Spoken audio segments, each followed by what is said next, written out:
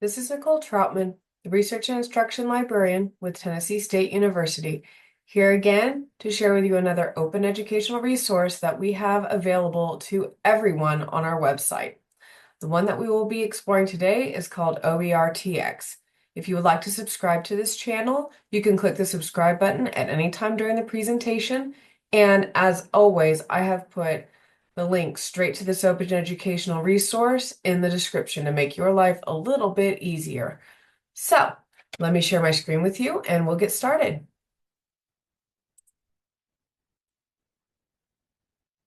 All right, so because I know that this may be your first time at one of my videos, I'm going to go through the whole spiel. First thing we need to do is go to Tennessee State University Library's website. And since the URL does not always work when I type it in, we'll just search it in Google. And here you'll find the link to the website. And here we are. Okay, so where you want to go from here is click on Use Our Services. And you come all the way down to Scholarly Communications. In here, you'll find open educational resources right there near the bottom. So this opens the Open Educational Resources Research Guide. It's really cool. This whole section explains what they are, how they came to be, how they could be of use to you. The main thing you need to know is that open educational resources tend to be free scholarly resources that can be used for research projects and things like that without you having to pay a whole bunch of money for them or be affiliated with a certain university or a specific institution and have access. These are free for you to access from anywhere.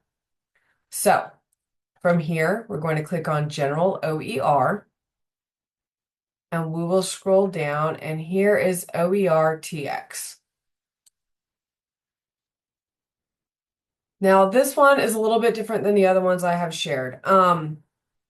You've got a sign in register button.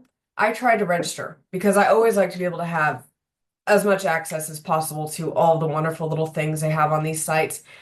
And it told me that my email address was not with one of the appropriate industries for me to be able to make an account here, which was a little annoying, but that's okay. Because even though there are a lot of things we cannot do on this site without being registered, there's still a lot that we can access. So go ahead, give it a shot. See if you can make your own registration account on here. With that, you will be able to join groups and hubs to help you with finding your information. And you will also be able to contribute your own materials to their open educational resources uh, repository. So, that is what you can do if you're registered. However, not being registered does not stop you from being able to access their resources, collections, or providers. So I'm going to go ahead and open these in a different window so that we don't lose our spot because I definitely want to come back here to the home page. So we're going to open up providers. Now this is pretty cool because you can go through this list and this will show you all of the different organizations that are contributing their own sources to this repository. And we have stuff from all over the world in here. It is pretty darn cool. So if you feel like scrolling through to see who all is contributing or see if there's a specific place that you would really like to get information from, like there's a certain university that you've always wanted to do research through or something like that, you can actually select their institution and you can search the materials that they're providing to this repository. So yeah, you just scroll through like that. You'll see everything. And then they've got collections. So this is where their resources are all kind of bundled into different little groups to make it a bit easier to find. If you were looking specifically for stuff on OER basics, so you can get a better understanding of open educational resources and how to use them and how to teach about them, it's all right here. You don't have to dig through a whole bunch of other materials to get what you need. Again, here's another one on teaching online. This one is all stuff from University of Texas at Austin. So yeah, they have all these different little groupings that you can go through. And then here's their resources page. So this one is laid out by subject areas and material types. So you could click on any one of these and it will show you what they have. They've got numbers next to them to kind of give you an idea of the complete amount of things they have before you put in all of your little changes. Let's go ahead and go to English language arts. That's where I've been playing lately. So over here, we got 514 results related to English language arts. If you go over here, you can check education standards if that's something that you need. I don't, so I won't. Here's our subject areas if you want to change anything or add anything, because you can actually add another subject area to this to hone down your search to be more what you're looking for. Which, for the record, sometimes the stuff you're looking for is not in the subject area that you think it is. Sometimes it's in another subject area. So it could take a little bit of creative thinking. I've had times where I have been grasping for anything on what I'm looking for and can't find it where I think it is. And I'm like, maybe there's like a slim chance it might be under this subject area. And I click on it and then all the resources I need are right there for me. So yeah, you could definitely, if you don't find what you're looking for, tinker around with it a bit. Here we've got education level. So the reason this is useful is because for your research project, you're doing it for a specific reason. So if you're doing it for workforce educational, you don't want to go through all of these other education levels that won't be of any use to you whatsoever for your project. And the same here, if you're doing a graduate professional research, you don't want to go through all these other levels because it's going to be a whole lot of materials that you can't use and you're going to be digging. And it takes so much time to dig through materials.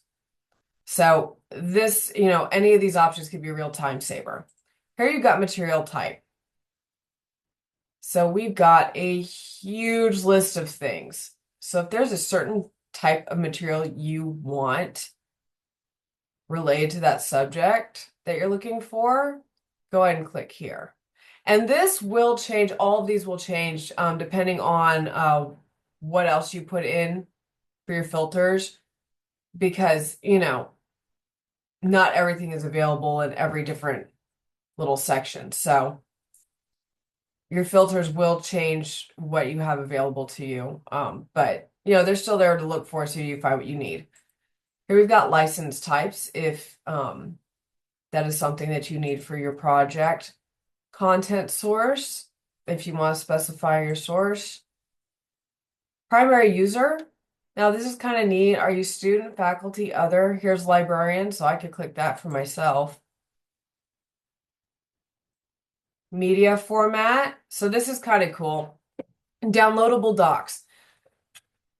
I really want to touch on this specifically with this open educational resource. A lot of the research pages I've been to, if you can create an account, they generally have a way that you could save all of your articles that work for you into a little folder so that when you go to the website, you could just go to that folder instead of digging them all up again.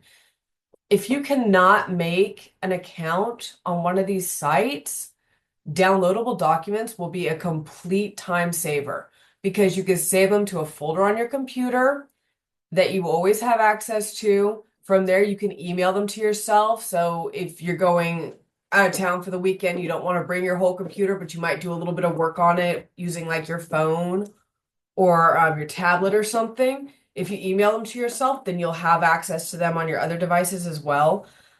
Downloadable documents is the absolute best thing because you can hang on to them and you don't have to dig through all this again. Here we got ebooks, videos, a variety of things, audio, that's kind of cool. Now here you can look at educational use. So if you're trying to use this for a class you're teaching or a presentation you're doing, you can go in here and this will sort out things related to these different kinds of educational uses so that you don't have to dig through stuff that was meant to be used in another way. Here's language. Now, this, I always like to have the language option. The only language I speak is English. Unfortunately, I wish I could speak more. But there have been times when I've been doing a research project, like when I was doing one on Don Quixote for one of my classes in my undergraduate degree. You will not believe the number of articles I found that were in Spanish, which while I took Spanish, I am far from fluent in, and I had to dig and dig to find stuff in English so I could understand what I was reading. Now, this can work the other way too. For instance, I know here at Tennessee State University, we have students that come from all over the world, and they're here in this English speaking country doing these research projects. I mean, yeah, while they know English to communicate over here, it's going to be a lot easier if they can find it in their own language so that they don't have to deal with the headache of trying to translate while they're trying to work on a complicated research project. So if you find stuff in a language you are most familiar with, that makes it worlds easier. So it's always good to have this ability to choose that. And then down here, there's providers. If there's a certain provider you want, you can search for it here. And then if you want to slim it down more, in this section,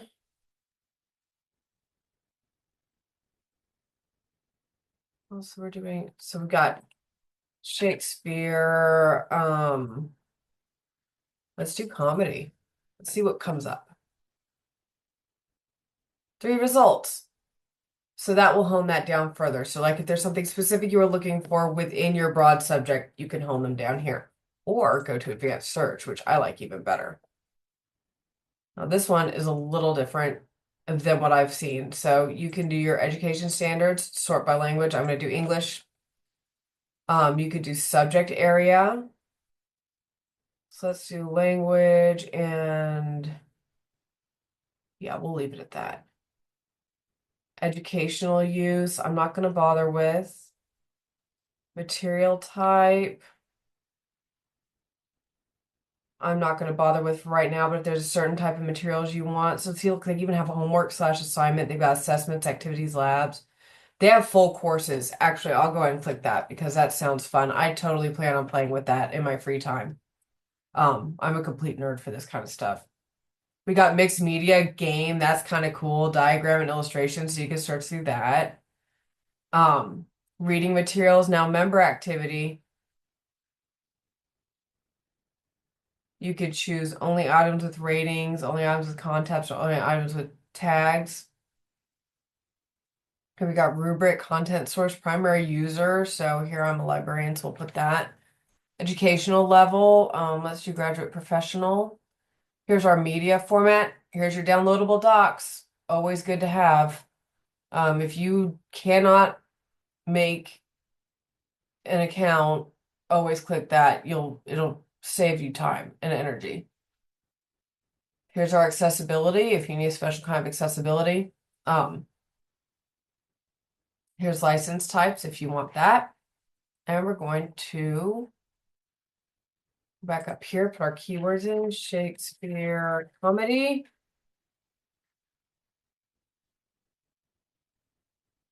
And search.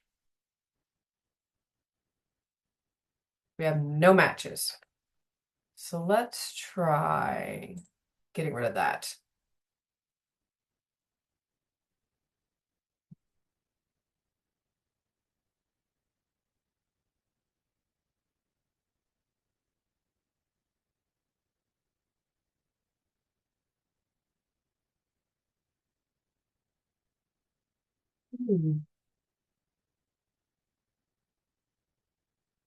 Here we go. We get rid of most everything except philosophy and English.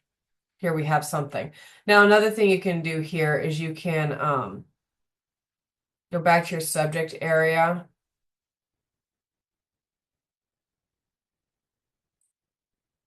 Well, I thought it would be possible to do that. Maybe go over here. Here's our subject area again. So when something like that happens, you can go back and you can shift some things. So we'll do English language arts, language philosophy and culture.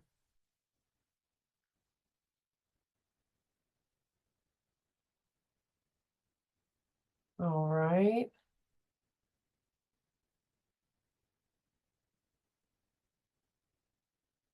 Let's do, I don't care about that. I'm a librarian.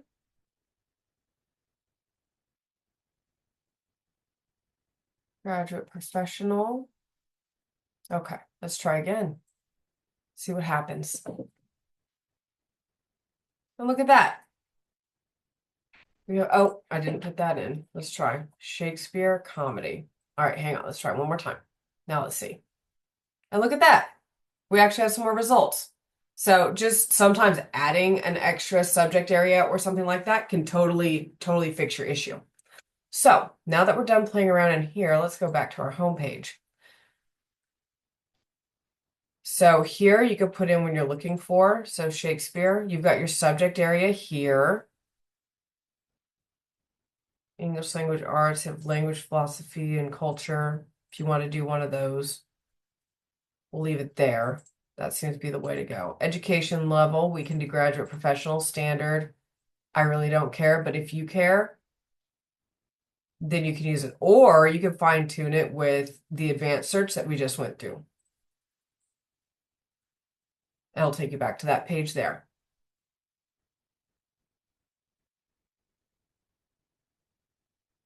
And search. There we go. So now let's go home again. So here they have a whole thing on how to get started with your OER journey. Now this is for contributing with Open Author, which unfortunately, if you're not able to register, you can't do. And collaborating in the hubs, which if you're not able to register, you can't do. But yeah, trying to find ways to get registered is never a bad idea. And you might even be able to, like, I haven't tried this, but you might be able to reach out to them and see if there's a way that you can get registered by just asking, letting them know what you're working on and that you were really interested in all the things they have on here and you'd love to be registered and see if they might have a way around it. So, yeah, this is Oertx. And as mentioned before, I put the link to this site in the description. If you want to subscribe, please hit the button on the screen. And I hope to see you all again soon. Happy researching.